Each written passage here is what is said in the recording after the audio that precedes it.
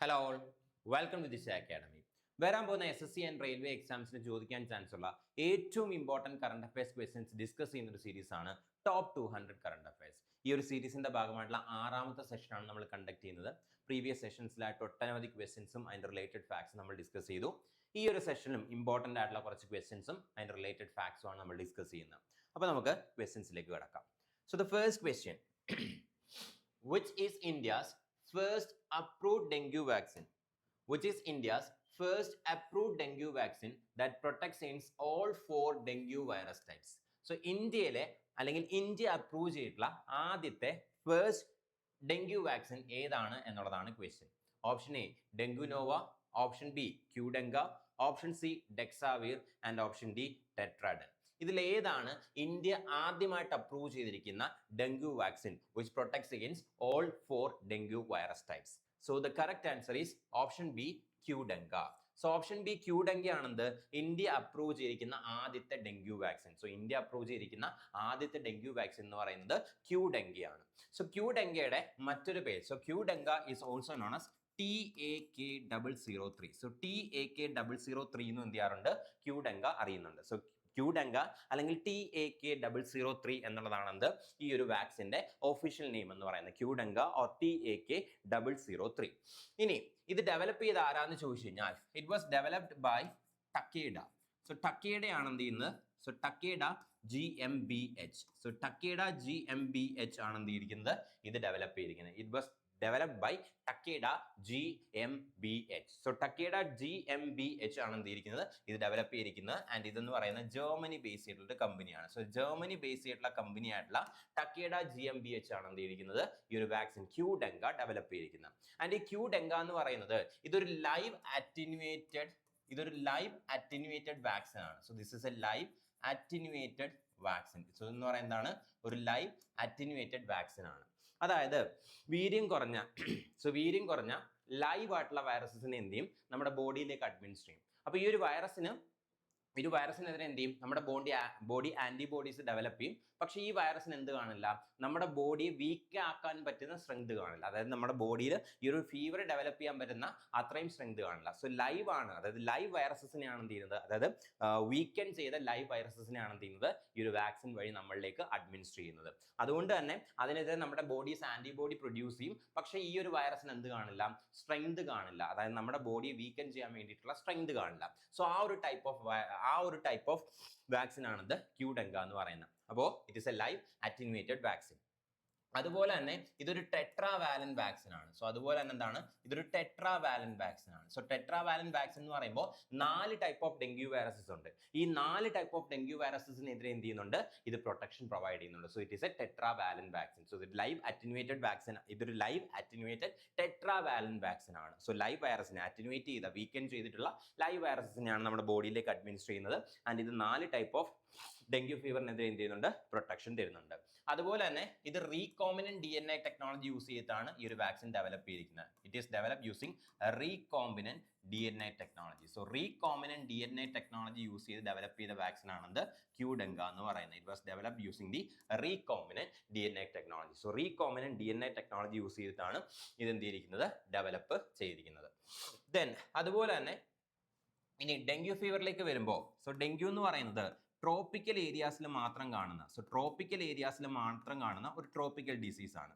So dengue എന്ന് പറയുന്നത് tropical ഏരിയാസിൽ കാണപ്പെടുന്ന ഒരു ട്രോപ്പിക്കൽ ഡിസീസ് ആണ്. ആൻഡ് ഇതെന്ന് പറയുന്നതാണ് മൊസ്കിറ്റോ സ്പ്രെഡ് ചെയ്യുന്ന ഡിസീസ് ആണ്. സോ മൊസ്കിറ്റോ ആണെന്ന് ഈ ഒരു ഡിസീസിന്റെ കാരിയർ എന്ന് പറയുന്നത്. ആൻഡ് ഏത് മൊസ്കിറ്റോ ആണെന്ന് ചോദിച്ചു കഴിഞ്ഞാൽ it is female Aedes aegypti. So female Aedes aegypti. So female Aedes aegypti എന്ന് പറഞ്ഞിട്ടുള്ള മൊസ്കിറ്റോ ആണ് എന്ത് ചെയ്യുന്നത്, ഈ ഒരു വൈറസ് അല്ലെങ്കിൽ ഈ ഒരു ഡിസീസ് എന്ത് ചെയ്യുന്നത്, ക്യാരി ചെയ്യുന്നത്. It is carried by female Aedes aegypti. So female Aedes aegypti ആണ് എന്ത് ചെയ്യുന്നത്, ഈ ഒരു വൈറസിനെ ക്യാരി ചെയ്യുന്നത്. അല്ലെങ്കിൽ ഈ ഒരു ഡെങ്കു ഫീവർ ഉണ്ടാക്കുന്ന മൊസ്കിറ്റോ എന്ന് പറയുന്നത് it is female Aedes aegypti. ഇനി അതുപോലെ തന്നെ ഇതേ മൊസ്കിറ്റോ തന്നെയാണ്, ഈ ഒരു ഫീമെയിൽ ഈഡിസ് ഈജിപ്റ്റി എന്ന് പറഞ്ഞാൽ ഇതേ മൊസ്കിറ്റോ തന്നെയാണ് എന്ത് ചെയ്യുന്നത്, ചിക്കൻ ഗുനിയ സ്പ്രെഡ് ചെയ്യുന്നത്. സോ ചിക്കൻ ഗുനിയ സ്പ്രെഡ് ചെയ്യുന്നതും ഇതേ മൊസ്കിറ്റോ ആണ്. അതുപോലെ തന്നെ യെല്ലോ ഫീവർ സ്പ്രെഡ് ചെയ്യുന്നതും ഈ ഒരു മൊസ്കിറ്റോ ആണ്. സോ യെല്ലോ ഫീവർ സ്പ്രെഡ് ചെയ്യുന്നതും ഈ ഒരു മൊസ്കിറ്റോ ആണ്. അതുപോലെ തന്നെ സീക്ക ഇൻഫെക്ഷൻ കോസ് ചെയ്യുന്നതും ഈ ഒരു മൊസ്കിറ്റോ ആണ്. സോ ഈ സെയിം മൊസ്കിറ്റോ, അതായത് ഫീമെയിൽ ഈഡിസ് ഈജിപ്തി എന്ന് പറഞ്ഞ ഈ ഒരു മൊസ്കിറ്റോ തന്നെയാണ് എന്ത് ചെയ്യുന്നത്, dengue fever, chikungunya, yellow fever and Zika infection ഇതെല്ലാം തന്നെ എന്ത് ചെയ്യുന്നത്, കോസ് ചെയ്യുന്നത്. അപ്പോൾ ഇതൊക്കെയാണ് ക്യൂഡെങ്കയെ കുറിച്ചും അതുപോലെ തന്നെ ഡെങ്കു ഫീവറിനെ കുറിച്ചും അല്ലെങ്കിൽ ഡെങ്കു വൈറസിനെ കുറിച്ചും അറിഞ്ഞിരിക്കേണ്ട കാര്യങ്ങൾ. So next question, PV Sindhu became the first Indian shuttler to win which tournament after defeating 3-time world champion Akane Yamaguchi? So Akane Yamaguchiയെ ഡിഫീറ്റ് ചെയ്തുകൊണ്ട് PV സിന്ധു ഏത് ടൈറ്റിലാണ് വിൻ ചെയ്തത് അല്ലെങ്കിൽ ഏത് ടൂർണമെന്റ് ആണ് വിൻ ചെയ്തത്? And she's a first Indian woman to win that title. Option A China open, option B all England open, option C Japan open and option D Indonesia open. അപ്പോൾ ഇതിൽ ഏത് tournament ആണ് PV Sindhu win ചെയ്തത് എന്നുള്ളതാണ് question, by defeating അക്കനെ Yamaguchi. അപ്പോൾ the correct answer is option C Japan. So Japan open ആണ് എന്ത് ചെയ്യുന്നത്, റീസെന്റ് ആയിട്ട് PV സിന്ധു വിൻ ചെയ്ത ടൂർണമെന്റ് എന്ന് പറയുന്നത്. And she's a first Indian, and ഈ ഒരു ടൂർണമെന്റ് ജപ്പാൻ ഓപ്പൺ എന്ന് പറഞ്ഞ ഈ ഒരു ടൂർണമെന്റ് വിൻ ചെയ്യുന്ന ആദ്യത്തെ ഇന്ത്യൻ ഷട്ടിലർ. അതായത് ഈ ഒരു ടൂർണമെന്റ് എന്ന് പറയുന്ന ബാഡ്മിന്റന് വേണ്ടിയിട്ടുള്ള ടൂർണമെന്റ് ആണ്. സോ ജപ്പാൻ ഓപ്പൺ എന്ന് പറയുന്നത് ഇതൊരു ബാഡ്മിന്റൺ ടൂർണമെന്റ് ആണ്. സോ ജപ്പാൻ ഓപ്പൺ എന്ന് പറയുന്നത് ഇതൊരു ബാഡ്മിന്റൺ ടൂർണമെന്റ് ആണ്. അപ്പോൾ ഈ ഒരു ബാഡ്മിന്റൺ ടൂർണമെന്റ് വിൻ ചെയ്യുന്ന, ജപ്പാൻ ഓപ്പൺ എന്നുള്ള ഈ ഒരു ബാഡ്മിന്റൺ ടൂർണമെന്റ് വിൻ ചെയ്യുന്ന ആദ്യത്തെ ഇന്ത്യൻ ഷട്ടിലർ ആണ് PV Sindhu. And PV Sindhu defeat ചെയ്ത അല്ലെങ്കിൽ ഇതിന്റെ റണ്ണറപ്പ്, ഈ ഒരു ടൂർണമെന്റ് റണ്ണറപ്പ് എന്ന് പറയുന്നത് അക്കനെ യമഗുച്ചിയാണ്. സോ അക്കനെ യമഗുച്ചിയാണ് ഈ ഒരു ടൂർണമെന്റ് റണ്ണറപ്പ് എന്ന് പറയുന്നത്. ഇനി ഈ ഒരു ടൂർണമെന്റ് എവിടെ വെച്ചാണ് ഹെൽഡ് ചെയ്തതെന്ന് ചോദിച്ചു കഴിഞ്ഞാൽ it was held in Tokyo, Japan. So ജപ്പാനിലെ ടോക്കിയോയിൽ വെച്ചിട്ടാണ് എന്ത് ചെയ്യുന്നത്, ഈ ഒരു ടൂർണമെന്റ് ഹെൽഡ് ചെയ്തത്. It was held in Tokyo in Japan.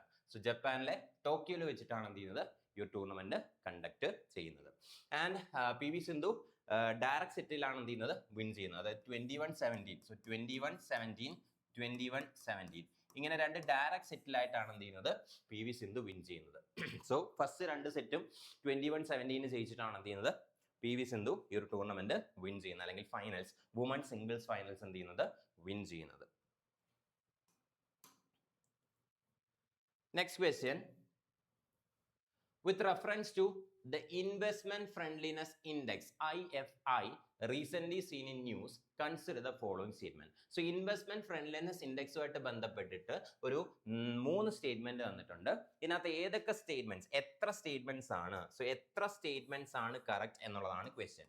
അപ്പോൾ ഇൻവെസ്റ്റ്മെന്റ് ഫ്രണ്ട്ലിനെസ് ഇൻഡെക്സ് IFI ആയിട്ട് ബന്ധപ്പെട്ട് ഒരു 3 സ്റ്റേറ്റ്മെന്റ്സ് തന്നിട്ടുണ്ട്. ഇതിനകത്ത് എത്ര സ്റ്റേറ്റ്മെന്റ്സ് കറക്റ്റ് ഉണ്ട്, ഏതൊക്കെ സ്റ്റേറ്റ്മെന്റ്സ് ആണ് കറക്റ്റ് എന്നല്ല, എത്ര സ്റ്റേറ്റ്മെന്റ്സ് കറക്റ്റ് ആണ് എന്നുള്ളതാണ് question. First statement, it is published annually by the Ministry of Finance. Second statement, it assesses the investment ecosystem of both the states and union territories. And third statement, the framework includes environmental resilience as one of its assessment pillars. അപ്പോൾ ഇതിൽ ഏതാണ് correct ആയിട്ടുള്ള, എത്ര statement correct ആണ് എന്നുള്ളതാണ് question. നമുക്ക് ഓരോ statement ആയിട്ട് നോക്കാം. ഫസ്റ്റ് സ്റ്റേറ്റ്മെന്റ് എന്തായിരുന്നു, it is published annually by the ministry of finance. ഈ ഒരു സ്റ്റേറ്റ്മെന്റ് ഇൻകറക്റ്റ് ആണ്. ബിക്കോസ് ഈ ഒരു ഇൻഡെക്സ് പബ്ലിഷ് ചെയ്യുന്നത് മിനിസ്ട്രി ഓഫ് ഫിനാൻസ് അല്ല. ഈ ഒരു ഇൻഡെക്സ് ആരാണ് പബ്ലിഷ് ചെയ്യുന്നതെന്ന് ചോദിച്ചു കഴിഞ്ഞാൽ ഇറ്റ് ഈസ് പബ്ലിഷ്ഡ് ബൈ നീതി ആയോഗ്. സോ നീതി ആയോഗ് പബ്ലിഷ് ചെയ്യുന്ന ഇൻഡെക്സ് ആണത് investment friendliness index. And investment friendliness ഇൻഡെക്സിന്റെ ആദ്യത്തെ എഡിഷൻ, ഫസ്റ്റ് എഡിഷൻ ആണ് എന്ത് ചെയ്യുന്നത്, ഇപ്പോൾ റിലീസ് ചെയ്തിരിക്കുന്നത്. സോ ഇൻവെസ്റ്റ്മെന്റ് ഫ്രണ്ട്ലിനെസ് ഇൻഡെക്സിന്റെ ആദ്യത്തെ എഡിഷൻ ആണ് ഇപ്പോൾ റിലീസ് ചെയ്തിരിക്കുന്നത്. സോ 2026. സോ 2026ലാണ് എന്ത് ചെയ്യുന്നത്, അല്ലെങ്കിൽ ഈ വർഷം മുതലാണ് നീതി ആയോഗ് എന്ത് റിലീസ് ചെയ്ത് തുടങ്ങിയത്, ഈ ഒരു ഇൻവെസ്റ്റ്മെന്റ് ഫ്രണ്ട്ലിനെസ് ഇൻഡെക്സ് റിലീസ് ചെയ്ത് തുടങ്ങിയത്. This is the first edition. അപ്പോൾ ഈ ഒരു ഇൻഡെക്സ് ആരാണ് റിലീസ് ചെയ്യുന്നതെന്ന് വെച്ച് കഴിഞ്ഞാൽ ഇത് മിനിസ്ട്രി ഓഫ് ഫിനാൻസ് അല്ല റിലീസ് ചെയ്യുന്നത്, മറിച്ച് നീതി ആയോഗ് റിലീസ് ചെയ്യുന്ന ഇൻഡെക്സ് ആണെന്ത്, ഈ ഒരു ഇൻവെസ്റ്റ്മെന്റ് ഫ്രണ്ട്ലിനെസ് ഇൻഡെക്സ്. ആൻഡ് 2026 മുതലാണ് എന്ത് ചെയ്യുന്നത്, നീതി ആയോഗ് ഇത് റിലീസ് ചെയ്യാനായിട്ട് സ്റ്റാർട്ട് ചെയ്തിരിക്കുന്നത്. അതായത് ഇതാണെന്ത്, ഈ ഒരു ഇൻഡെക്സിന്റെ ആദ്യത്തെ എഡിഷൻ എന്ന് പറയുന്നത്. ദെൻ രണ്ടാമത്തെ സ്റ്റേറ്റ്മെന്റ് എന്തായിരുന്നു, it assess the investment ecosystem of both the states and union territories. ഈ ഒരു സ്റ്റേറ്റ്മെന്റ് കറക്റ്റ് ആണ്. ബിക്കോസ് ഈ ഒരു ഇൻഡെക്സിനകത്ത് എന്താണ് അസസ് ചെയ്യുന്നത് അല്ലെങ്കിൽ എന്താണ് മെഷർ ചെയ്യുന്നതെന്ന് ചോദിച്ചു കഴിഞ്ഞാൽ ഇന്ത്യയിലുള്ള സ്റ്റേറ്റ്സും അതുപോലെ തന്നെ യൂണിയൻ ടെറിട്ടറീസും ഇൻവെസ്റ്റ്മെന്റ്, അതായത് both domestic investment as well as foreign investment, അതായത് ഡൊമസ്റ്റിക് ആയിട്ടുള്ള ഇൻവെസ്റ്റേഴ്സിന്റെ ഇൻവെസ്റ്റ്മെന്റും അതുപോലെ ഫോറിൻ ഇൻവെസ്റ്റ്മെന്റും അട്രാക്ട് ചെയ്യാൻ എത്രത്തോളം പ്രിപ്പയർഡ് ആണ്, അതിന് അവർക്ക് എത്രത്തോളം അല്ലെങ്കിൽ ആ സ്റ്റേറ്റ് എത്രത്തോളം അതിന് വേണ്ടിയിട്ട് എന്ത് ചെയ്യുന്നു, ഫെസിലിറ്റേറ്റ് ചെയ്യുന്നുണ്ട്, അതുപോലെ തന്നെ വന്നിട്ടുള്ള ഇൻവെസ്റ്റ്മെന്റ് അവർക്ക് സസ്റ്റെയിൻ ചെയ്യാൻ സാധിക്കുന്നുണ്ടോ, ഇതൊക്കെയാണ് എന്ത് ചെയ്യുന്നത്, മെഷർ ചെയ്യുന്നത്. അപ്പോൾ ഈ ഒരു ഇൻഡെക്സിനകത്ത് എന്തൊക്കെയാണ് ബേസിക്കലി മെഷർ ചെയ്യുന്നതെന്ന് ചോദിച്ചു കഴിഞ്ഞാൽ സ്റ്റേറ്റ്സിനും, ഇന്ത്യയിലുള്ള സ്റ്റേറ്റ്സിനും അതുപോലെ തന്നെ യൂട്ടീസിനും ഡൊമസ്റ്റിക് ഇൻവെസ്റ്റ്മെന്റ്സും ഫോറിൻ ഇൻവെസ്റ്റ്മെന്റ്സും അട്രാക്ട് ചെയ്യാനായിട്ട് സാധിക്കുന്നുണ്ടോ, അത് ഈ ഇൻവെസ്റ്റ്മെന്റ്സ് ഫെസിലിറ്റേറ്റ് ചെയ്യാനായിട്ട് അവർ എന്തെങ്കിലും മെഷേഴ്സ് എടുക്കുന്നുണ്ടോ, അതുപോലെ തന്നെ വന്നിട്ടുള്ള ഇൻവെസ്റ്റ്മെന്റ് സസ്റ്റെയിൻ ചെയ്ത് കൊണ്ടുപോകാനായിട്ട് അവർ എത്രമാത്രം പ്രിപ്പയർഡ് ആണ്, ഇതെല്ലാം എന്ത് ചെയ്യുന്നത് ഇതിനകത്ത് മെഷർ ചെയ്യുന്നത്. അപ്പോൾ ഇൻവെസ്റ്റ്മെന്റ് എക്കോസിസ്റ്റം, സോ ഇൻവെസ്റ്റ്മെന്റുമായിട്ട് ബന്ധപ്പെട്ട ഓരോ സ്റ്റേറ്റ്സും യൂട്ടീസും ഇൻവെസ്റ്റ്മെന്റ് കൊണ്ടുവരാൻ അല്ലെങ്കിൽ അതിപ്പോൾ ഡൊമസ്റ്റിക് ആയിക്കോട്ടെ ഫോറിൻ ആയിക്കോട്ടെ ഇൻവെസ്റ്റ്മെന്റ് കൊണ്ടുവരാൻ എത്രത്തോളം പ്രിപ്പയർഡ് ആണ്, അതായത് അവർക്ക് അട്രാക്ട് ചെയ്യാൻ സാധിക്കുന്നുണ്ടോ, അതിനെ ഫെസിലിറ്റേറ്റ് ചെയ്യാൻ സാധിക്കുന്നുണ്ടോ, ആ വന്ന ഇൻവെസ്റ്റ്മെന്റ് സസ്റ്റെയിൻ ചെയ്ത് മുന്നോട്ട് കൊണ്ടുപോകാനായിട്ട് സാധിക്കുന്നുണ്ടോ, ഇതെല്ലാം എന്ത് ചെയ്യുന്നത് ഈ ഒരു ഇൻഡെക്സിനകത്ത് മെഷർ ചെയ്യുന്നത്. ആൻഡ് മൂന്നാമത്തെ സ്റ്റേറ്റ്മെന്റ് എന്തായിരുന്നു, ദ ഫ്രെയിംവർക്ക് ഇൻക്ലൂഡ്സ് എൻവയോൺമെന്റൽ resilience as one of its assessment pillars. ഈ ഒരു സ്റ്റേറ്റ്മെന്റും കറക്റ്റ് ആണ്. ബിക്കോസ് ഈ ഒരു ഇൻഡെക്സ് എന്ന് പറയുന്നത് 8 പില്ലേഴ്സ് ആണ് ഈ ഒരു ഇൻഡെക്സിനകത്തുള്ളത്, അല്ലെങ്കിൽ 8 ഏരിയാസിലാണ് എന്ത് ചെയ്യുന്നത് ഈ ഒരു ഇൻഡെക്സ് മെഷർമെന്റ് അല്ലെങ്കിൽ അസസ്മെന്റ് നടത്തുന്നത്. അതായത് സ്റ്റേറ്റ്സിനും യൂട്ടീസിനും ഇൻവെസ്റ്റ്മെന്റ് അട്രാക്ട് ചെയ്യാൻ പറ്റുന്നുണ്ടോ എന്നുള്ള കാര്യത്തിനകത്ത് 8 കോർ ഏരിയാസ് അല്ലെങ്കിൽ 8 പില്ലേഴ്സിലാണ് എന്ത് ചെയ്യുന്നത് അസസ്മെന്റ് നടത്തുന്നത്. അതിലൊരു പില്ലർ എന്ന് പറയുന്നതാണ് എൻവയോൺമെന്റൽ റെസിലിയൻസ് ആണ്. അതായത് 2 സ്റ്റേറ്റ്മെന്റ്സ് എന്താണ് കറക്റ്റ് ആണ്. സോ 3 സ്റ്റേറ്റ്മെന്റ്സ് തന്നിട്ടുണ്ട്. സോ 2 സ്റ്റേറ്റ്മെന്റ്സ് കറക്റ്റ് ആണ്. സോ ഓപ്ഷൻ ബി ആണ് കറക്റ്റ് ആയിട്ടുള്ള ആൻസർ, ഓൺലി 2. സോ 2 സ്റ്റേറ്റ്മെന്റ്സ് മാത്രമാണ് കറക്റ്റ് ആയിട്ടുള്ളത്. ഇനി ഈ ഒരു ഇൻവെസ്റ്റ്മെന്റ് ഫ്രണ്ട്ലിനെസ് ഇൻഡെക്സുമായിട്ട് ബന്ധപ്പെട്ട് അറിഞ്ഞിരിക്കേണ്ട മറ്റ് ചില കാര്യങ്ങൾ എന്തൊക്കെയാണെന്ന് ചോദിച്ചു കഴിഞ്ഞാൽ ഈ ഒരു ഇൻഡെക്സ് എന്ന് പറയുന്നത് കോമ്പറ്റേറ്റീവ് ഫെഡറലിസവും അതുപോലെ കോപ്പറേറ്റീവ് ഫെഡറലിസവും പ്രൊമോട്ട് ചെയ്യുന്നതിന് വേണ്ടി കൊണ്ടുവന്നിട്ടൊരു ഇൻഡെക്സ് ആണ്. സോ കോമ്പറ്റേറ്റീവ് ഫെഡറലിസം അതുപോലെ തന്നെ കോപ്പറേറ്റീവ് ഫെഡറലിസം. സോ കോമ്പറ്റേറ്റീവ് ഫെഡറലിസവും അതുപോലെ തന്നെ കോപ്പറേറ്റീവ് ഫെഡറലിസവും പ്രൊമോട്ട് ചെയ്യുന്നതിന് വേണ്ടിയിട്ട് കൊണ്ടുവന്നിരിക്കുന്ന ഇൻഡെക്സ് ആണെന്ത് ഈ ഒരു ഇൻവെസ്റ്റ്മെന്റ് ഫ്രണ്ട്ലിനെസ് ഇൻഡെക്സ്. ഇനി ഇതിനകത്ത് 8 പില്ലേഴ്സ് ഉണ്ട് എന്നുള്ള കാര്യം നമ്മൾ പറഞ്ഞു. അപ്പൊ ഏതൊക്കെയാണ് 8 പില്ലേഴ്സ് എന്നുള്ള കാര്യം നോക്കാം. സോ ഒന്നാമത്തെ പില്ലർ എന്ന് പറയുന്നത് ഇൻഫ്രാസ്ട്രക്ചർ ആണ്. സോ ഒന്നാമത്തെ പില്ലർ എന്ന് പറയുന്നതാണ് ഇൻഫ്രാസ്ട്രക്ചർ ആണ്. അപ്പൊ 8 പില്ലേഴ്സ് ഉണ്ടെന്ന് പറഞ്ഞു. 8 പില്ലേഴ്സ് ഏതൊക്കെയാണെന്ന് നോക്കാം. ഒന്നാമത്തെ പില്ലർ എന്ന് പറയുന്നത് ഇൻഫ്രാസ്ട്രക്ചർ ആണ്. അതായത് ആ ഒരു സ്റ്റേറ്റിൽ അല്ലെങ്കിൽ യൂട്ടിയിൽ ലോജിസ്റ്റിക് ഫെസിലിറ്റീസ് ഉണ്ടോ, അതുപോലെ തന്നെ പവർ അവൈലബിലിറ്റി ഉണ്ടോ, അതായത് ഇൻഡസ്ട്രീസ് ഒക്കെ ഫംഗ്ഷൻ ചെയ്യണമെങ്കിൽ പവറിന്റെ ആവശ്യമുണ്ട്. സോ പവർ അവൈലബിലിറ്റി ഉണ്ടോ, അതുപോലെ തന്നെ ഡിജിറ്റൽ കണക്ടിവിറ്റി ഉണ്ടോ, ഇങ്ങനെയുള്ള ഇൻഫ്രാസ്ട്രക്ചർ ആണ് എന്ത് ചെയ്യുന്നത് മെഷർ ചെയ്യുന്നത്. അപ്പോൾ ലോജിസ്റ്റിക് ഫെസിലിറ്റി ഉണ്ടോ, പവർ റെഡിനെസ് ഉണ്ടോ, ഡിജിറ്റൽ കണക്ടിവിറ്റി ഉണ്ടോ, ഇതെല്ലാം എന്ത് ചെയ്യുന്നത് അവിടെ മെഷർ ചെയ്യുന്നത്. അപ്പോൾ ഇതാണ് എന്ത് ഒന്നാമത്തെ പില്ലർ എന്ന് പറയുന്നത്, വിച്ച് ഈസ് ഇൻഫ്രാസ്ട്രക്ചർ. നെക്സ്റ്റ് രണ്ടാമത്തെ പില്ലർ എന്ന് പറയുന്നത് ബിസിനസ് ക്ലൈമറ്റ് ആണ്. സോ രണ്ടാമത്തെ പില്ലർ എന്ന് പറയുന്നതാണ് ബിസിനസ് ക്ലൈമറ്റ് ആണ്. സോ ആ ഒരു സ്റ്റേറ്റിൽ അല്ലെങ്കിൽ യൂട്ടിയിൽ പെട്ടെന്ന്, അതായത് സിംഗിൾ വിൻഡോ ക്ലിയറൻസ് ഉണ്ടോ, അതായത് ഒരു ഇൻഡസ്ട്രി സെറ്റപ്പ് ചെയ്യണമെന്നുണ്ടെങ്കിൽ ഈസി ആയിട്ട് അവർക്ക് ക്ലിയറൻസസ് കിട്ടുന്നുണ്ടോ, അതായത് ഓരോ ഓഫീസിലും കയറി ഇറങ്ങി നടക്കാതെ ഒരൊറ്റ വിൻഡോ, ഒരു സിംഗിൾ വിൻഡോ വഴി അവർക്ക് എല്ലാ ക്ലിയറൻസസും കിട്ടുന്നുണ്ടോ, എത്രമാത്രം ആ സ്റ്റേറ്റ് ഈ ഒരു ബിസിനസ്സിനെ സപ്പോർട്ട് ചെയ്യുന്നു എന്നുള്ള രീതിയിൽ ബിസിനസ് ക്ലൈമറ്റും എന്ത് ചെയ്യുന്നുണ്ട് ഇവിടെ മെഷർ ചെയ്യുന്നുണ്ട്. അതുപോലെ തന്നെ മൂന്നാമത്തെ പില്ലർ എന്ന് പറയുന്നതാണ് റിസോഴ്സസ് ആണ്. സോ ആ ഒരു സ്റ്റേറ്റിൽ ഇൻഡസ്ട്രിയൽ ലാൻഡ് അവൈലബിൾ ആണോ, സോ ആ ഒരു സ്റ്റേറ്റിൽ അല്ലെങ്കിൽ യൂട്ടിയിൽ ഇൻഡസ്ട്രിയൽ ലാൻഡ്, ഇൻഡസ്ട്രി സെറ്റപ്പ് ചെയ്യാനായിട്ട് ലാൻഡ് അവൈലബിൾ ആണോ, അതുപോലെ തന്നെ ഇൻഡസ്ട്രിയൽ ലാൻഡ് അവൈലബിൾ ആണോ, അതുപോലെ തന്നെ സ്കിൽഡ് ആയിട്ടുള്ള ലേബർ ഉണ്ടോ, ദെൻ റോ മെറ്റീരിയൽസ് ഉണ്ടോ, ഇങ്ങനെയുള്ള കാര്യങ്ങൾ എന്ത് ചെയ്യുന്നുണ്ട് മെഷർ ചെയ്യുന്നുണ്ട്. അപ്പോൾ റിസോഴ്സസിനകത്ത് നമ്മൾ മെയിൻലി നോക്കുന്നത്, അല്ലെങ്കിൽ ഈ ഒരു ഇൻഡെക്സിനകത്ത് മെയിൻലി നോക്കുന്നത് അവിടെ ഇൻഡസ്ട്രിക്ക് വേണ്ടിയിട്ട് ലാൻഡ്, ഇൻഡസ്ട്രിയൽ ലാൻഡ് അവൈലബിൾ ആണോ, അതുപോലെ തന്നെ അവിടെ റോ മെറ്റീരിയൽസ് അവൈലബിൾ ആണോ, സ്കിൽഡ് ലേബർ അവൈലബിൾ ആണോ, ഇങ്ങനെയുള്ള കാര്യങ്ങളൊക്കെയാണ് എന്ത് ചെയ്യുന്നത് ഇവിടെ നമ്മൾ നോക്കുന്നത്. റിസോഴ്സസിനകത്ത് നമ്മൾ നോക്കുന്ന മറ്റൊരു കാര്യം എന്ന് പറയുന്നത്. അതുപോലെ തന്നെ നാലാമത്തെ പില്ലർ എന്ന് പറയുന്നത് ഗവൺമെന്റ് പോളിസിയാണ്. സോ നാലാമത്തെ പില്ലർ എന്ന് പറയുന്നതാണ് ഗവൺമെന്റ് പോളിസിയാണ്. സോ ഗവൺമെന്റ് പോളിസി എന്താണെന്ന് ചോദിച്ചു കഴിഞ്ഞാൽ ഗവൺമെന്റ് പോളിസി, അതായത് ഗവൺമെന്റ് അടുത്ത് കൊണ്ടുവരാൻ പോകുന്ന പോളിസി പ്രെഡിക്റ്റ് ചെയ്യാനായിട്ട് ഇൻഡസ്ട്രിക്ക് സാധിക്കണം. അതായത് ഇന്ന് ഗവൺമെന്റ് ഇൻഡസ്ട്രി തുടങ്ങിക്കോ എന്ന് പറഞ്ഞു, നാളെ കാലത്ത് അവർ പറ്റില്ല, അടച്ചു പൂട്ടി പോകണം എന്ന് പറഞ്ഞു കഴിഞ്ഞാൽ ആ ബിസിനസ്സിന് ലോസ് സംഭവിക്കും. അപ്പോൾ ഗവൺമെന്റ് പോളിസി എന്തായിരിക്കണം? പ്രെഡിക്റ്റബിൾ ആയിരിക്കണം. അതുപോലെ തന്നെ ഗവൺമെന്റ് എന്ത് ചെയ്യണം? ഗവൺമെന്റ് പോളിസീസ് എന്ത് ചെയ്യണം? ഈ ബിസിനസ്സിനെ ഫെസിലിറ്റേറ്റ് ചെയ്യുന്നതായിരിക്കണം. അതുപോലെ തന്നെ സ്റ്റേബിൾ ആയിട്ടുള്ള ഗവൺമെന്റ് ആയിരിക്കണം. അതായത് ഇപ്പോൾ ഒരു സ്റ്റേറ്റിൽ ഇന്നൊരു ഗവൺമെന്റ് വന്നു, 6 മാസം കഴിഞ്ഞാൽ ഗവൺമെന്റ് താഴെ പോയി പുതിയ ഗവൺമെന്റ് വരുന്നു, അവരുടെ പോളിസി വേറെ ആണെങ്കിൽ അതും ബിസിനസ്സിന് എന്തല്ല? സ്യൂട്ടബിൾ അല്ല. അപ്പോൾ ഗവൺമെന്റിന്റെ പോളിസി പ്രിഡിക്റ്റ് ചെയ്യാൻ പറ്റണം. അതുപോലെ തന്നെ ഗവൺമെന്റ് പോളിസി എന്തായിരിക്കണം? സ്റ്റേബിളും ആയിരിക്കണം. സോ അതാണ് എന്ത്? 4ാമത്തെ പില്ലറിനകത്ത് എന്ത് ചെയ്യുന്നത്? മെഷർ ചെയ്യുന്നത്. അതുപോലെ തന്നെ 5ാമത്തെ പില്ലർ എന്ന് പറയുന്നത് റെഗുലേറ്ററി ഈസ് ആണ്. സോ 5th പില്ലർ എന്ന് പറയുന്നതാണ് റെഗുലേറ്ററി ഈസ് ആണ്. അതായത് അഡ്മിനിസ്ട്രേറ്റീവ്, അതായത് ബ്യൂറോക്രാറ്റ്സിന്റെ ഭാഗത്തു നിന്നുള്ള സപ്പോർട്ട്. അതായത് ഓരോരോ കാര്യങ്ങൾക്ക് റെഗുലേഷൻ, ഓരോരോ റൂൾസും റെഗുലേഷൻസിനും വേണ്ടിയിട്ടുള്ള ബ്യൂറോക്രാറ്റ്സ് ആ ഒരു റെഗുലേഷന്റെ കാര്യത്തിൽ ബ്യൂറോക്രാറ്റ്സിന്റെ സപ്പോർട്ട് കിട്ടുന്നുണ്ടോ, അതായത് ഗവൺമെന്റ് സിസ്റ്റത്തിന്റെ സപ്പോർട്ട് കിട്ടുന്നുണ്ടോ എന്നുള്ള കാര്യമാണ് എന്ത് ചെയ്യുന്നത്? ഈ ഒരു റെഗുലേറ്ററി ഈസിനകത്ത് മെഷർ ചെയ്യുന്നത്. അതുപോലെ തന്നെ 6ാമത്തെ പില്ലറാണ് ഇൻസ്റ്റിറ്റ്യൂഷണൽ എൻവയോൺമെന്റ്. സോ 6ാമത്തെ പില്ലറാണ് എന്ത്? Institutional environment. So the 6th pillar is institutional environment. 6ാമത്തെ പില്ലറാണ് ഇൻസ്റ്റിറ്റ്യൂഷണൽ എൻവയോൺമെന്റ്. ദെൻ 7ാമത്തെ പില്ലറാണ് എൻവയോൺമെന്റൽ റെസിലിയൻസ്. 7ാമത്തെ പില്ലറാണ് എൻവയോൺമെന്റൽ റെസിലിയൻസ്.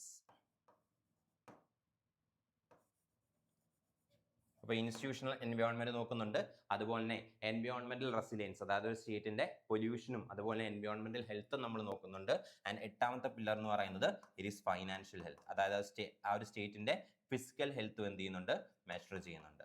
അപ്പോൾ ഇതൊക്കെയാണ് എന്ത്? ഈ ഒരു ഇൻഡെക്സിനകത്ത് മെഷർ ചെയ്യുന്ന, അല്ലെങ്കിൽ ഈ ഒരു ഇൻഡെക്സ് മെഷർ ചെയ്യാനായിട്ട് യൂസ് ചെയ്യുന്ന 8 pillars: infrastructure, business climate, resources, regulatories, government policy, institutional environment, environmental resilience, financial health. So these are the 8 pillars of IFI. ഇനി നിങ്ങൾ വരാൻ പോകുന്ന എല്ലാ SSC എക്സാംസിനും വേണ്ടിയിട്ട് പ്രിപ്പയർ ചെയ്യാനായിട്ട് ആഗ്രഹിക്കുന്നു, ആൻഡ് നിങ്ങൾക്ക് എല്ലാ എക്സാമിനും വേണ്ടിയിട്ട് ഓരോരോ കോഴ്സസ് സെപ്പറേറ്റ് ആയിട്ട് എടുത്ത് പഠിക്കാനായിട്ട് താല്പര്യമില്ല, ഒരു സിംഗിൾ കോഴ്സ് വേണമെന്നുണ്ടെങ്കിൽ നിങ്ങളുടെ മുമ്പിലുള്ള ഏറ്റവും ബെറ്റർ ഓപ്ഷൻ ആണ് ദിശ അക്കാഡമിയുടെ SSC റെഗുലർ ബാച്ച്. ആൻഡ് ഈ ഒരു SSC റെഗുലർ ബാച്ച് എന്ന് പറയുന്നത് ഇതൊരു ലൈവ് പ്ലസ് റെക്കോർഡഡ് കോഴ്സ് ആണ്. So this is A live plus recorded course, അതായത് ലൈവ് സെഷൻസും റെക്കോർഡഡ് ക്ലാസ്സസും അടങ്ങുന്ന ലൈവ് പ്ലസ് റെക്കോർഡഡ് കോഴ്സസ് ആണ് ഈ ഒരു SSC റെഗുലർ ബാച്ച് എന്ന് പറയുന്നത്. അതായത് ഈ ഒരു ബാച്ചിനകത്ത് ക്ലാസ്സസിന്റെ റെക്കോർഡിങ്സും ഉണ്ടാകും, അത് കൂടാതെ നിങ്ങൾക്ക് ലൈവ് ക്ലാസ്സസും പ്രൊവൈഡ് ചെയ്യുന്നതായിരിക്കും. ആൻഡ് ഈ ഒരു കോഴ്സിന്റെ കോഴ്സ് ഫീ എന്ന് പറയുന്നത് 4999 rupees ആണ്. പക്ഷെ ഇപ്പോൾ ലോഞ്ച് ചെയ്തുകൊണ്ട് തന്നെ ഒരു ഏർലി ബേർഡ് ഓഫർ നിങ്ങൾക്ക് അവൈലബിൾ ആണ്. ജസ്റ്റ് 4500 rupees മാത്രം. നിങ്ങൾ ഒരു 10% ഓഫ് കഴിഞ്ഞിട്ട് 4500 rupees മാത്രം എന്ത് ചെയ്താൽ മതി, ഈ ഒരു കോഴ്സിന് വേണ്ടിയിട്ട് പേ ചെയ്യേണ്ട ആവശ്യമുള്ളൂ. ആൻഡ് ഈ ഒരു കോഴ്സിന്റെ മറ്റ് ഫീച്ചേഴ്സ് എന്തൊക്കെയാണെന്ന് നോക്കിക്കഴിഞ്ഞാൽ, എക്സ്പേർട്ട് ഫാക്കൽറ്റീസ് ആണ് നിങ്ങളുടെ ക്ലാസ്സസ് ലീഡ് ചെയ്യുന്നത്. അതുപോലെ തന്നെ ഇവിടെ നിങ്ങൾക്ക് ഈ ഒരു കോഴ്സിനകത്ത് നിങ്ങൾക്ക് മോക്ക് ടെക്സ്റ്റ് അവൈലബിൾ ആണ്. അതുപോലെ തന്നെ PYQ ഡിസ്കഷൻ അവൈലബിൾ ആണ്. മെന്റർ സപ്പോർട്ട് ഉണ്ടായിരിക്കും. അതുപോലെ തന്നെ സ്റ്റഡി മെറ്റീരിയൽസും നിങ്ങൾക്ക് പ്രൊവൈഡ് ചെയ്യുന്നതായിരിക്കും. അപ്പോൾ ഇതൊക്കെയാണ് ഈ കോഴ്സസിന്റെ ഹൈലൈറ്റ്സ് എന്ന് പറയുന്നത്. അപ്പോൾ ഈ ഒരു കോഴ്സിനകത്ത് നിങ്ങൾക്ക് ജോയിൻ ചെയ്യാൻ താല്പര്യം ഉണ്ടെങ്കിലോ ഈ ഒരു കോഴ്സിനെ കുറിച്ചുള്ള ഫർദർ ഡീറ്റെയിൽസ് വേണമെന്നുണ്ടെങ്കിലോ ഈ ഒരു നമ്പറിൽ കോൺടാക്ട് ചെയ്താൽ മതി. 8075753676 ഓർ 7012615062. അപ്പോൾ ഇൻട്രസ്റ്റ് ആണെങ്കിൽ നിങ്ങൾക്ക് ഈ ഒരു നമ്പറിൽ കോൺടാക്ട് ചെയ്യാം, കോഴ്സിനകത്ത് ജോയിൻ ചെയ്യാം. Next question: who was the chairperson of the ad hoc national flag committee set up by the Constituent Assembly? So Constituent Assembly set up ചെയ്ത national flag ad hoc national flag committeeയുടെ chairperson ഇവരിൽ ആരാണ് എന്നുള്ളതാണ് question. Option A Sardar Vallabhbhai Patel, option B doctor Rajendra Prasad, option C KM Munshi and option D Sarojini Naidu. അപ്പൊ constituent assembly ഇന്ത്യയുടെ national flag adopt ചെയ്യുന്നതിന് വേണ്ടിയിട്ട് ഒരു അഡ്ഹോക് കമ്മിറ്റി സെറ്റപ്പ് ചെയ്തായിരുന്നു. ആ ഒരു അഡ്ഹോക് കമ്മിറ്റിയുടെ പ്രസിഡന്റ് ആരാണ് അല്ലെങ്കിൽ ചെയർപേഴ്സൺ ആരാണ് എന്നുള്ളതാണ് question. So the correct answer is option B doctor Rajendra Prasad. ഇനി നമ്മുടെ നാഷണൽ ഫ്ലാഗ്, അതായത് ഇന്ന് കാണുന്ന നമ്മുടെ നാഷണൽ ഫ്ലാഗ് ആയിട്ടുള്ള തിരങ്ക എന്നാണ് അഡോപ്റ്റ് ചെയ്തതെന്ന് ചോദിച്ചു കഴിഞ്ഞാൽ, it was adopted on 22nd July 1947. So 22nd July 1947 ആണ് എന്ത് ചെയ്യുന്നത് നാഷണൽ ഫ്ലാഗ് അഡോപ്റ്റ് ചെയ്യുന്നത്. അപ്പോൾ കോൺസ്റ്റിറ്റ്യൂന്റ് അസംബ്ലി 22nd ജൂലൈ 1947 ആണ് എന്ത് ചെയ്യുന്നത് ഇന്ത്യയുടെ നാഷണൽ ഫ്ലാഗ് അഡോപ്റ്റ് ചെയ്യുന്നത്. അതായത് തിരങ്ക, നമ്മുടെ നാഷണൽ ഫ്ലാഗ് ആയിട്ടുള്ള തിരങ്ക കോൺസ്റ്റിറ്റ്യൂന്റ് അസംബ്ലി അഡോപ്റ്റ് ചെയ്യുന്നത് it was on 22nd July 1947. അതായത് നമുക്ക് ഇൻഡിപെൻഡൻസ് കിട്ടുന്നതിന് മുന്നേ തന്നെ എന്ത് ചെയ്തിട്ടുണ്ട്, നമ്മൾ നമ്മുടെ നാഷണൽ ഫ്ലാഗ് അഡോപ്റ്റ് ചെയ്തിട്ടുണ്ട്. അത് ഈ നാഷണൽ ഫ്ലാഗ് അഡോപ്റ്റ് ചെയ്യാനായിട്ട് ഒരു അഡ്ഹോക് കമ്മിറ്റി സെറ്റപ്പ് ചെയ്തായിരുന്നു. ആ ഒരു അഡ്ഹോക് കമ്മിറ്റിയുടെ ചെയർപേഴ്സൺ എന്ന് പറയുന്നത് it was doctor Rajendra Prasad. And doctor Rajendra Prasad തന്നെയായിരുന്നു നമ്മുടെ കോൺസ്റ്റിറ്റ്യൂന്റ് അസംബ്ലിയുടെ ചെയർപേഴ്സണും അല്ലെങ്കിൽ കോൺസ്റ്റിറ്റ്യൂന്റ് അസംബ്ലിയുടെ പ്രസിഡന്റും. ഇനി ഈ ഒരു നാഷണൽ ഫ്ലാഗിലേക്ക് വരുമ്പോൾ 22nd ജൂലൈ 1947 എന്ത് ചെയ്തു, തിരങ്ക നമ്മുടെ നാഷണൽ ഫ്ലാഗ് ആയിട്ട് അഡോപ്റ്റ് ചെയ്തു. അതുപോലെ തന്നെ നേരത്തെ ഉണ്ടായിരുന്ന നമ്മുടെ തിരങ്കയിൽ നിന്ന്, അതായത് ഈ ഒരു നാഷണൽ ഫ്ലാഗ് ആയിട്ട് തിരങ്ക അഡോപ്റ്റ് ചെയ്യുന്നതിന് മുന്നേ നമ്മുടെ നാഷണൽ ഫ്ലാഗിനകത്ത് ചർക്കയായിരുന്നു ഉണ്ടായിരുന്നത്. അതായത് നമ്മുടെ നാഷണൽ ഫ്ലാഗിൽ ചർക്ക, തിരങ്കയിൽ ചർക്കയായിരുന്നു ഉണ്ടായിരുന്നത്. ബട്ട് ആ ചർക്ക എന്ത് ചെയ്തു, അശോക ചക്ര വെച്ച് റീപ്ലേസ് ചെയ്തു. അപ്പൊ ഈ ഒരു കമ്മിറ്റി തന്നെയാണ് നാഷണൽ ഫ്ലാഗ് അഡോപ്റ്റ് ചെയ്യുന്ന സമയത്ത് ചർക്ക എന്ത് ചെയ്യുന്നത്, അശോക ചക്ര വെച്ചിട്ട് റീപ്ലേസ് ചെയ്യുന്നത്. സോ ഇനിഷ്യലി നമ്മുടെ തിരങ്കയിൽ ആ ഒരു വൈറ്റ് പ്ലേസിൽ അല്ലെങ്കിൽ ആ ഒരു നമ്മുടെ മിഡിൽ പോർഷനിൽ ചർക്കയായിരുന്നു ഉണ്ടായിരുന്നത്. പക്ഷെ അതിനെ എന്ത് ചെയ്യുന്നു, നമ്മൾ അശോക ചക്ര വെച്ചിട്ട് റീപ്ലേസ് ചെയ്യുന്നു.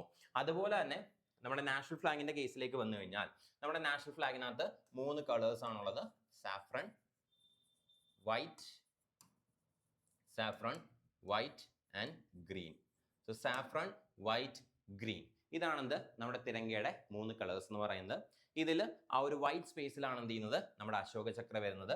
ആൻഡ് അശോക ചക്ര എന്ന് പറയുന്നത് കിങ് അശോകയുടെ സാർനാഥ് ലയൺ ക്യാപിറ്റലിൽ നിന്ന് ഇൻസ്പയർഡ് ആയിട്ടാണ് എന്ത് ചെയ്തിരിക്കുന്നത്, നമ്മൾ അഡോപ്റ്റ് ചെയ്തിരിക്കുന്നത്. സോ സാർനാഥ് ലയൺ ക്യാപിറ്റലിൽ നിന്ന് ഇൻസ്പയർഡ് ആയിട്ടാണ് ഈ ഒരു അശോക ചക്ര എന്ത് ചെയ്തിരിക്കുന്നത്, നമ്മൾ അഡോപ്റ്റ് ചെയ്തിരിക്കുന്നത്. It was inspired from the Sarnath lion capital of Ashoka. So അശോകയുടെ സാർനാഥ് ലയൺ ക്യാപിറ്റലിൽ നിന്നാണ് എന്ത് ചെയ്തിരിക്കുന്നത്, നമ്മൾ ഈ അശോക ചക്ര ഇൻസ്പയർ ചെയ്തിരിക്കുന്നത്. ആൻഡ് അശോക ചക്രയ്ക്കകത്ത് 24 സ്പോക്സ് ആണുള്ളത്. ആൻഡ് അശോക ചക്ര എന്ന് പറയുന്നത് it is in blue colour. 24 spokes ആണ് അശോക ചക്രയ്ക്കകത്തുള്ളത്. ആൻഡ് അശോക ചക്രയുടെ കളർ എന്ന് പറയുന്നത് it is blue in colour. So blue കളറാണ് അശോക ചക്രയ്ക്ക് ഉള്ളത്. Then that's all about the national flag and the ad hoc committee on national flag.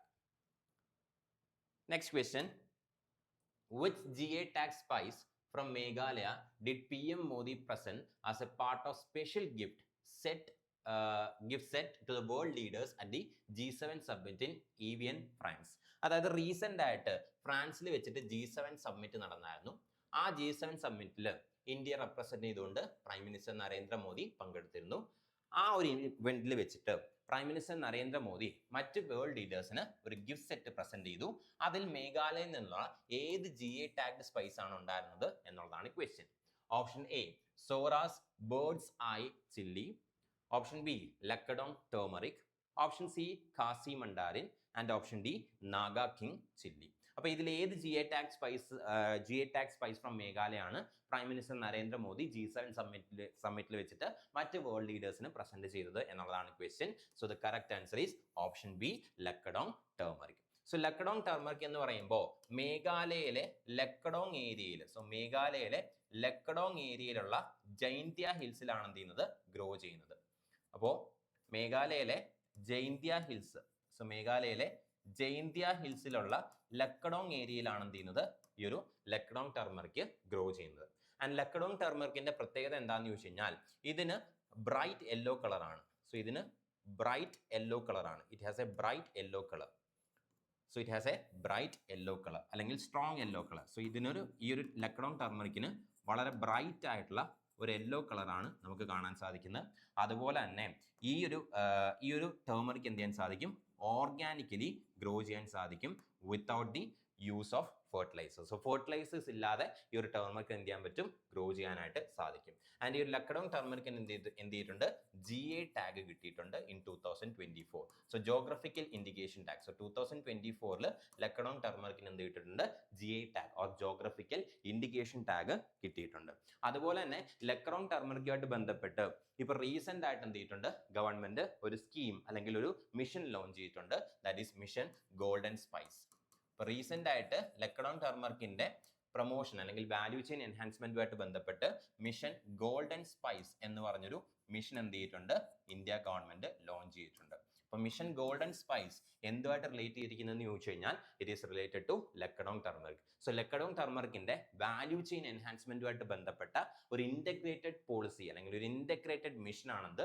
Mission golden spice, recent launch by the government. So government of India recent launch ചെയ്തിരിക്കുന്ന ലക്കഡോങ് ടർമറിക്കിന്റെ value chain എൻഹാൻസ്മെന്റുമായിട്ട് ബന്ധപ്പെട്ട project ആണെന്ത്? ഈ ഒരു mission golden spice എന്ന് പറയുന്നത്.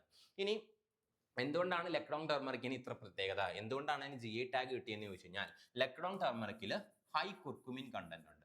So ലക്കഡോങ് ടർമറിക്കിൽ മറ്റ് ടർമറിക്സിനെ അപേക്ഷിച്ച് ഹൈ കുർക്കുമിൻ കണ്ടന്റ് ആണ് ഉള്ളത്. സോ ഒരു 7 to 12% വരെയാണ്. സോ 7 to 12% വരെയാണ് ഈ ഒരു ലക്കഡോങ് ടർമറിക്കിലെ കുർക്കുമിൻ കണ്ടന്റ് എന്ന് പറയുന്നത്. So 7 to 12%. സോ 7 to 12% വരെയാണ് ഈ ഒരു ലക്കഡോങ് ടർമറിക്കിലെ കുർക്കുമിൻ കണ്ടന്റ് എന്ന് പറയുന്നത്. ആൻഡ് ഇതെന്ന് പറയുന്നതാണ് ആന്റി കുർക്കുമിൻ ആണ് എന്ത് ചെയ്യുന്നത്? ഈ ഒരു ടർമറിക്കിന് ആന്റി ഇൻഫ്ലമേറ്ററി പ്രോപ്പർട്ടീസും അതുപോലെ ആന്റി ഓക്സിഡന്റ് പ്രോപ്പർട്ടീസും അങ്ങനെയുള്ള പ്രോപ്പർട്ടീസ് ഒക്കെ എന്ത് ചെയ്യുന്നത്? പ്രൊവൈഡ് ചെയ്യുന്നത്. Next question, where has the Indian army launched operation Jal Rahat to assist with flood relief operations? So flood relief operations അല്ലെങ്കിൽ ഫ്ലഡിന്റെ റിലീഫ് ഓപ്പറേഷൻസുമായിട്ട് ബന്ധപ്പെട്ട് ഇന്ത്യൻ ആർമി ഓപ്പറേഷൻ ജൽ റാഹത്ത് ഇതിൽ ഏത് സ്റ്റേറ്റിലാണ് ലോഞ്ച് ചെയ്തിരിക്കുന്നത് എന്നുള്ളതാണ് question. Option A Bihar, option B Assam, option C Odisha and option D Manipur. അപ്പൊ ഇതിൽ ഏത് സ്റ്റേറ്റിലാണ് ഓപ്പറേഷൻ ജൽ റാഹത്ത് ലോഞ്ച് ചെയ്തിരിക്കുന്നത് എന്നുള്ളതാണ് question. So the correct answer is option B Assam. സോ ആസാമിലാണ് എന്ത് ചെയ്തിരിക്കുന്നത്? ഇന്ത്യൻ ആർമി ഒരു ഓപ്പറേഷൻ ജൽ റാഹത്ത് ലോഞ്ച് ചെയ്തിരിക്കുന്നത്. So operation Jal Rahat is launch in Assam. അതായത് ആസാമിൽ ഇപ്പൊ റീസെന്റ് ആയിട്ട് എസ്പെഷ്യലി അപ്പർ ആസാമിൽ ഇപ്പൊ റീസെന്റ് ആയിട്ട് എന്ത് ചെയ്തിട്ടുണ്ട്? ഫ്ലഡ് സംഭവിച്ചിട്ടുണ്ട്, ഫ്ലഡിങ് നടക്കുന്നുണ്ട്. ഇപ്പൊ മൺസൂൺ മൂലം സ്ട്രോങ് മൺസൂൺസ് മൂലം ആസാമിൽ അതായത് അപ്പർ ആസാമിൽ എന്ത് സംഭവിച്ചു? വെള്ളപ്പൊക്കം അല്ലെങ്കിൽ ഫ്ലഡുകൾ ഒക്കർ ചെയ്തു.